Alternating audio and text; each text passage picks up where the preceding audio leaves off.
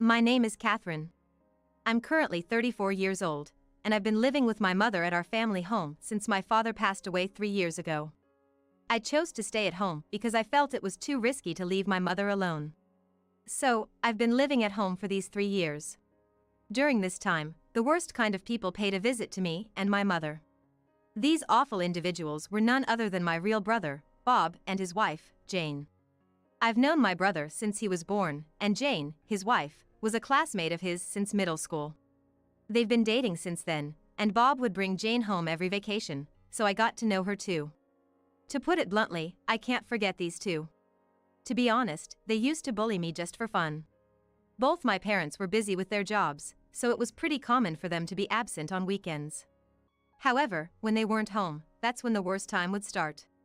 Our family home, which we've been living in, is a rather spacious mansion built by my father, who was a CEO. But as soon as I was told to play hide and seek in this mansion and I got inside a closet, my brother and Jane immediately filled the closet with stuff, blocking my way out. I was often stuck in the closet until just before my parents returned home, and would frequently get scolded by my mother for messing up the inside of the closet. However, since my mother only worked in the mornings, she came home early one day and saw Bob and Jane stuffing me in the closet and blocking the door. She was furious as if she was on fire. From then on, I was never locked in the closet again, but the harassment from the two never ceased. I hated my parents for not being at home when I needed them. Of course, I resented my brother and Jane, but I also felt spiteful towards my parents who wouldn't help me. However, when I reached middle school, for some unknown reason, Bob and Jane shredded my school uniform with scissors, scribbled all over almost all my textbooks with pens, and cut them with scissors. They even ruined my cushions and beddings. I later learned that the two, who were high school students at the time, got bad grades on their final exams and were pissed off from being scolded by their parents. That's probably why they took such a horrible revenge on me. I was dumbfounded in my tattered room. Why am I experiencing such a thing? Why won't anyone help me? I stood there, lost in those thoughts. Then, when I didn't come to the dining room even at dinner time, my mother, who came to call me, saw my room and screamed. Upon hearing her, my father also rushed in. My brother, who came in last, was struggling to suppress his laughter, and occasional chuckles slipped out. To my surprised parents, I said, "Mom, Dad, I want to leave this house."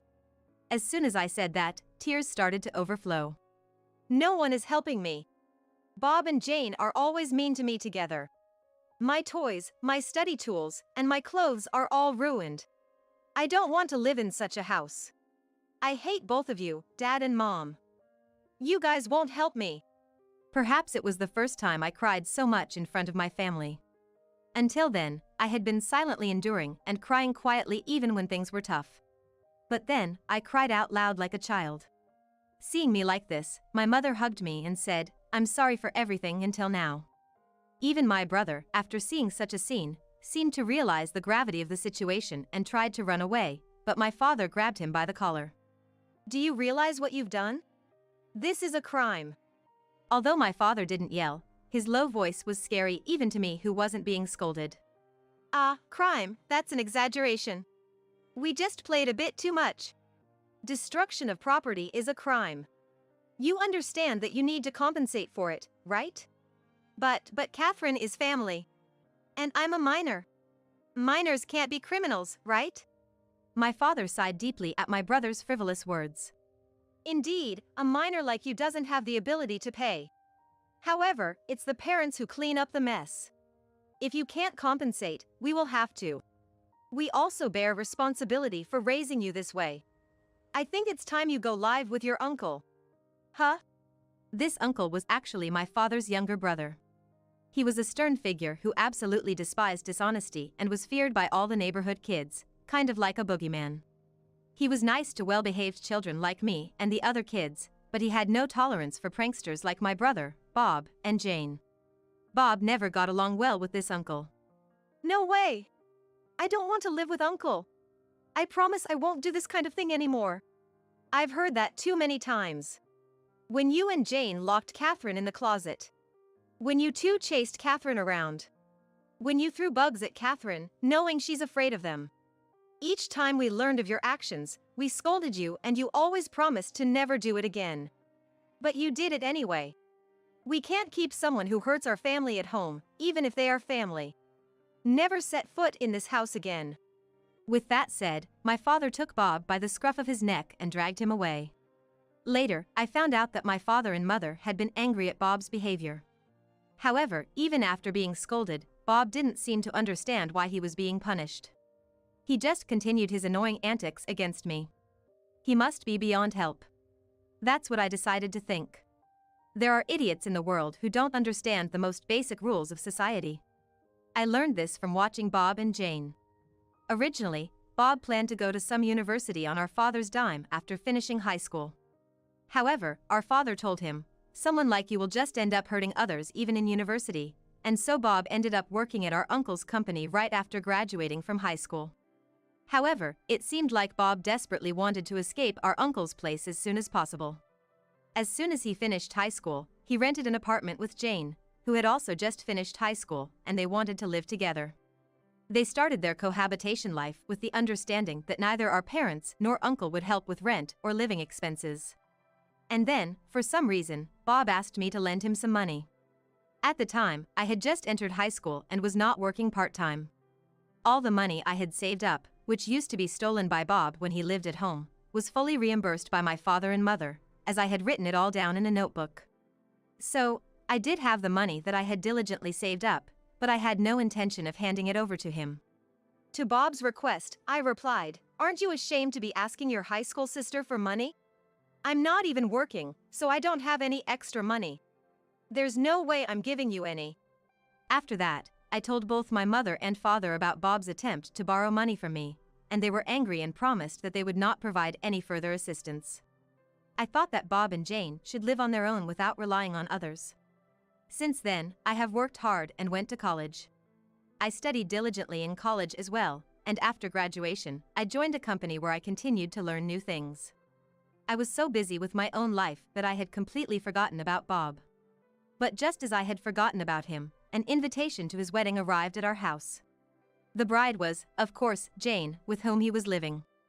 "Oh, so those two are finally getting married," I thought as my parents and I discussed whether we should attend the wedding of a family member. However, a few days before the wedding, my father collapsed and was taken away by an ambulance. He was always a fragile man, but this was the first time he had collapsed, so both my mother and I panicked and called an ambulance. At that time, I reached out to my brother, but he replied, "I'm about to get married. Don't call me during this crucial period of my bachelorhood." Even when I told him that our father had been urgently hospitalized, he brushed it off, saying, "He just tripped, didn't he? Make sure to come to my wedding." With that, he hung up. Not long after, our father passed away. Given the circumstances, a wake and funeral were inevitable, so my mother and I informed my brother that we wouldn't be able to attend his wedding. Despite his insistence that we come, my mother and I decided to remain absent. We also informed Jane's parents about our father's passing and our inability to attend the wedding.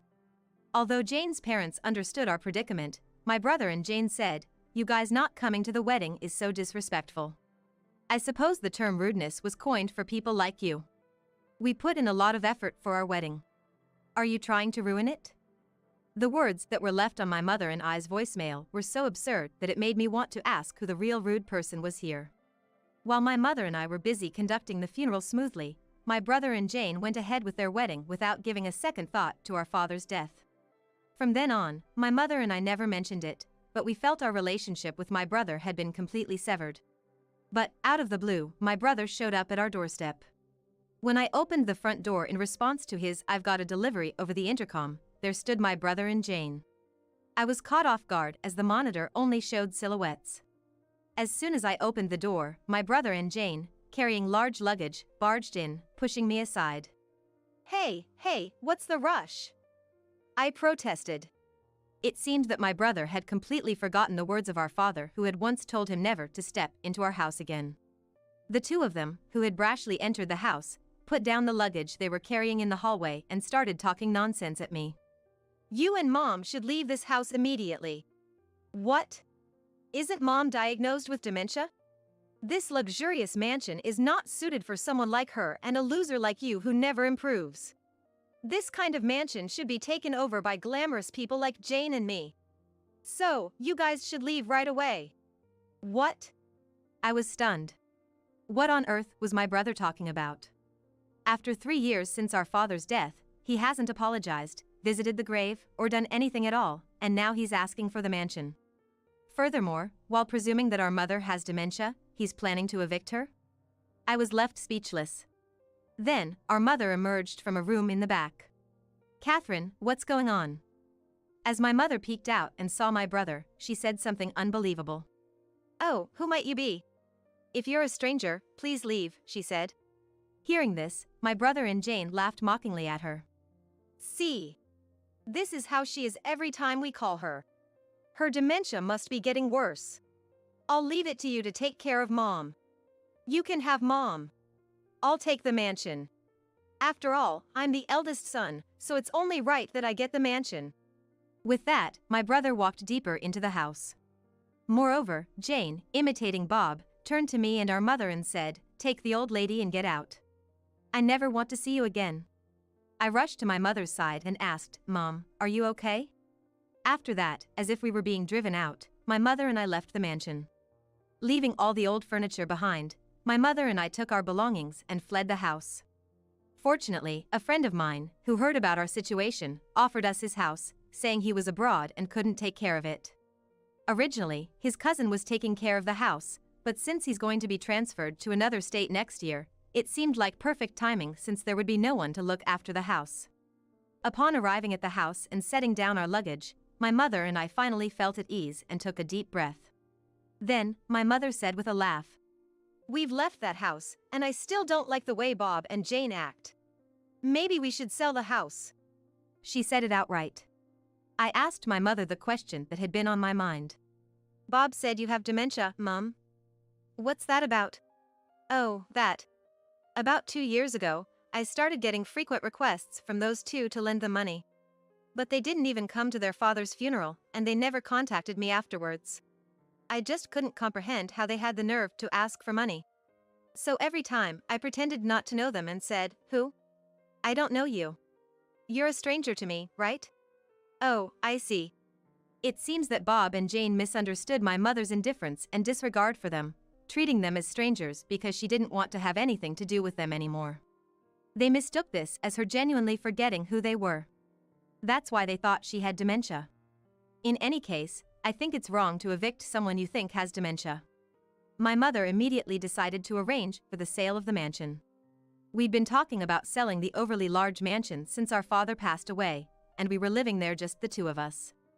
At that time, one of the executives from my father's company, where I am now receiving training as a successor, asked me to sell him the mansion if we were planning to sell. So, the buyer is pretty much decided. All that's left is to go through the formalities. When I talked to a real estate acquaintance and explained the situation to the executive of the buyer, they agreed that if we left Bob and Jane alone, the house would be in serious trouble, and something needed to be done quickly. And then, a week later, my smartphone rang incessantly. My mother's phone was the same. There were many calls from Bob to my mother's phone, and from Jane to mine. They both probably wanted to tell us the same thing, but we found it amusing and decided to ignore them for 30 minutes, and we just enjoyed our tea. As we chatted, an hour passed without us noticing, and it seemed like Bob and Jane had been trying to reach us the whole time. When I finally answered the call, Jane exclaimed, "Finally. Why didn't you answer immediately? There's a big problem. The house has been taken over." "Wait. Didn't you two take over the house?" "I think we're the ones who should be saying that we've been taken over," I responded. "No. Bob and I took over this mansion, but now strange people have come and are demanding that we leave. They just barged into the house and are trying to kick us out. Our mansion has been taken over," she exclaimed. I couldn't help but burst out laughing. I really wanted to tell her that they were the ones who invaded the house in the first place and were unlawfully occupying it. Chuckling a bit, I replied, "You're talking about taking over, but you're not even the legal owner. My mother, who was the rightful owner, has sold the house to a new owner. So, strangers who have no connection at all should quickly move out." "What? She sold it? This mansion? But this mansion belongs to Bob," she responded in shock. "When did anyone ever say that?" I asked. Well, no one said it, but Bob is the eldest son. Isn't this house, this property, and his dad's company eventually going to belong to him? And I'll be living elegantly as the wife of the CEO in this mansion. Despite all of that, Jane was frantic. I burst out laughing again. The fact that she thought that just because he was the eldest son, he would automatically receive the mansion and become the CEO of the company his father used to run was astonishing. Such naive thinking. Given Jane's staunch belief, Bob probably also believed that he would inherit both the mansion and the company, even though no one had ever promised him that. Again, I laughed at Jane's words. Bob as a CEO? You as a CEO's wife? How can you even dream of such things? You're both still working as low-level employees at the company where you first got picked up, without ever studying to succeed the business. She probably didn't expect to be ridiculed. Stunned by my words, Jane retorted, "What? In that case, I'll inherit the company from Uncle." I laughed even more. You should at least check your company's personnel announcement. As for my uncle's company, his cousin's son became the president last month. What? So, there's no way for Bob to become CEO, and I can't be a CEO's wife? Jane was in disbelief. That's correct. Can I hang up now? I don't think I need to talk to strangers anymore, I replied. Wait. Please, Catherine, give us some money, Jane pleaded. Well, goodbye then. I ended the call. I later heard from Uncle about what happened next. Bob and Jane didn't want to leave the mansion. They clung to the pillars and refused to go. Uncle had to come and pick them up. It seems that since they were hired by Uncle's company, they have been undergoing a strict education, and they were so scared that they cried as Uncle took them away. It was decided that they would be left at a mountain retreat of one of Uncle's acquaintances, because they were too unpredictable when left on their own. They've been warned by Uncle that if they don't straighten up at the retreat, they won't be able to leave the mountain for the rest of their lives.